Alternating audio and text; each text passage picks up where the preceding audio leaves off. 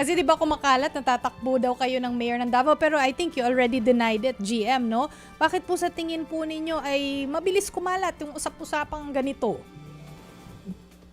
Well, siguro,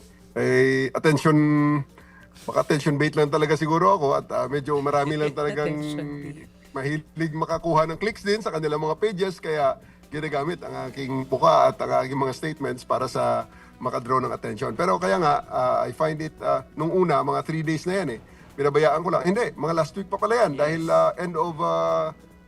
end of July yan nang nag-post ako regarding sa nabaha kong bahay doon sa Davao. At after mga 3 days, may mga nagsabi na ng gano'n na tatakbo daw ako na tumakbo na lang daw ako mayor ng Davao. Pero inignore ko. Pero nakita ko ngayon na pinick up na ng mainstream net na media kaya I find it appropriate na magbigay na ng statement na formal para to debunk that dahil unang-una wala pa naman tayong dinideclare na kung ano mang tatakbuhan natin sa politika at hindi ka tayo nakakasiguro kung alam natin ang trabaho dyan at kung alam ko kung paano gawin yan. Oo, well, welcome naman daw kayong tumakbo doon kung sakali, sabi ni VP Sara. Pero can you categorically say na sa 2028 ay hindi po kayo tatakbo?